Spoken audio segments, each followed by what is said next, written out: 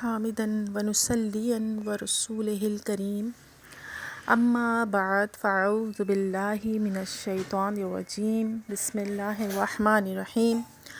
السلام علیکم ورحمۃ اللہ وبرکاتہ۔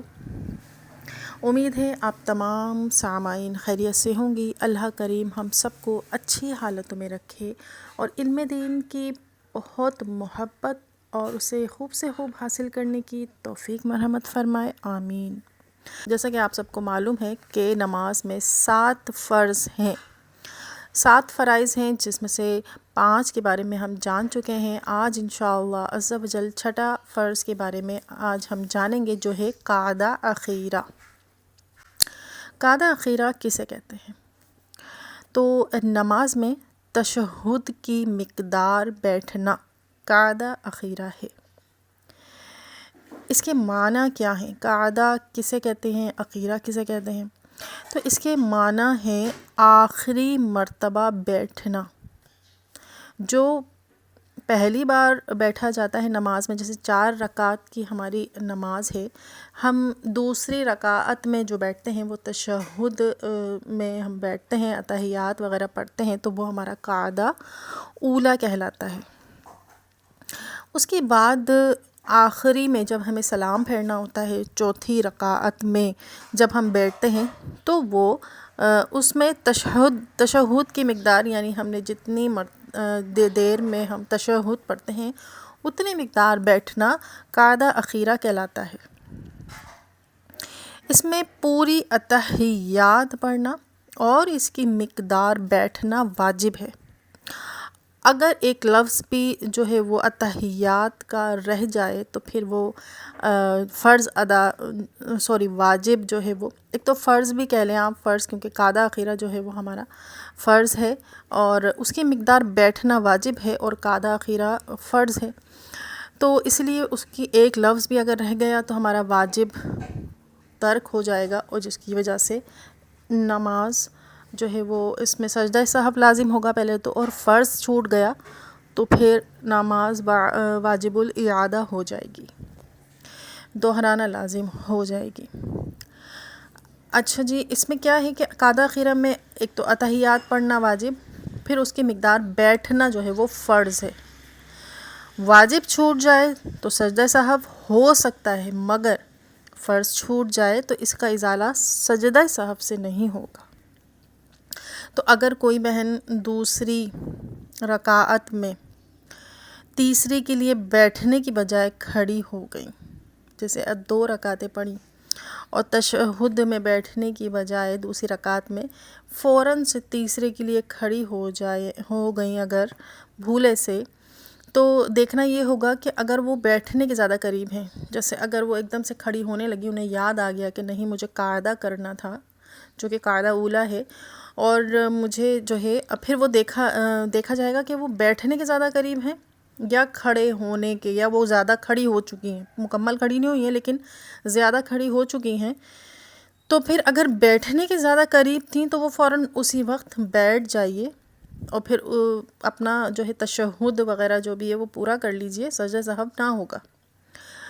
لیکن اگر کھڑی ہونے کے قریب زیادہ تھیں تو پھر اب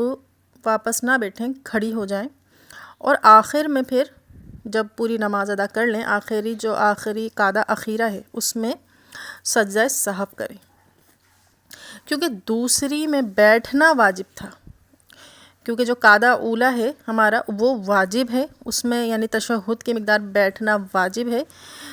تو واجب چھوٹ گیا تو پھر سجدہ سہو لازم ہو گیا۔ اسی طرح آخری رکعت یعنی چوتھی رکعت میں جو ہے وہ بیٹھنا تھا قعدہ اخیرہ میں، لیکن بیٹھنے کی بجائے وہ کھڑی ہو گئی، تو واپس آ جائیں اور بیٹھ کر سجدہ سہو کریں، اور اگر 5ویں کا بھی سجدہ کر لیا ہو، جیسے اگر چوتھی میں آپ کو سلام پھیرنا تھا قعدہ اخیرہ میں، لیکن آپ قعدہ اخیرہ میں نہیں بیٹھیں اور 5ویں کے لیے کھڑی ہو گئیں اور آپ کو یاد ہی نہیں رہا، تو پھر آپ نے 5ویں کا بھی سجدہ کر لیا۔ یہ اس وقت ہے کہ جب آپ صرف کھڑی ہو گئیں اور اس وقت پھر آپ فوراً سے جو ہے وہ نیچے بیٹھ گئیں اور پھر آپ نے سجدہ سہو کر لیا یا اپنی آخری رکعت کو پورا کر لیا۔ تو لیکن اگر 5ویں کا بھی سجدہ کر لیا تو 6ٹھی بھی پوری کریں گی اب، کیونکہ 5 کے بعد جو ہے وہ 5 رکعتیں نہیں ہوتی ہیں، کیونکہ پوری کرنا ہوتی ہیں 6 بھی، تو 6ٹھی بھی پوری کریں، 6ٹھی بھی پڑھ لیں، پھر وہ تمام کی تمام کیا ہو جائیں گی، نفل ہو جائیں گی، کیونکہ فرض میں قاعدہ اخیرہ ادا کرنا جو ہے وہ فرض تھا، اور اگر فرض ہی ادا نہ کیا تو پھر وہ آپ کی نماز نہ ہوئی، تمام کی تمام نوافل ہو گئیں۔ لیکن اگر چوتھی رکعت میں اتحیات کے بعد قاعدہ اخیرہ میں بیٹھ چکی تھیں، اس کے بعد 5ویں کے لیے کھڑی ہوئیں، جیسے آپ نے قاعدہ اخیرہ کر لیا، کیونکہ اس میں تشہد کی مقدار بیٹھنا فرض ہے، تو اب اس اتنی مقدار بیٹھ کر پھر کھڑی ہو گئیں بھولے سے 6ٹھی کے لیے یا 5ویں کے لیے کھڑی ہو گئی، تو پھر 6ٹھی بھی پڑھ لیں، اور اس کے بعد جو 6ٹھی آپ پڑھ لیں گی تو 5ویں اور 6ٹھی دونوں یا شروع کی 2 جو ہے وہ نفل ہو جائیں گے، اور 4 آپ کے فرض ادا ہو جائیں گے، کیونکہ آپ جو قاعدہ اخیرہ میں تشہد کی مقدار بیٹھی تھی تو اس سے آپ کا فرض ادا ہو گیا، اور فرض ادا ہونے سے پھر نماز بھی آپ کی ادا ہو گئی۔ ٹھیک ہے، تو 6 رکعتیں جب آپ نے پڑھی اس طرح قاعدہ اخیرہ کرنے کے بعد تو 2 نفل ہو جائیں گی، اور 4 جو ہے وہ فرض آپ کی ادا ہو جائیں گی۔ اور امید ہے کہ آج کے جو ہم نے قاعدہ اخیرہ کے مسائل جانے ہیں وہ آپ کی سمجھ آ گئے ہوں گے، لیکن اگر اس میں کوئی بھی مسئلہ آپ کی سمجھ نہیں آیا ہو تو آپ اس کو ضرور سوال کیجئے، کہ سوال کرنے سے علم بڑھتا ہے۔ کہتے ہیں کہ علم کی چابی ہے سوال کرنا، اور اسے دوسروں تک بھی پہنچائیے تاکہ دوسرے بھی آپ کی توسط سے علم حاصل کر سکیں اور آپ کے لیے ثواب جاریہ بن سکیں۔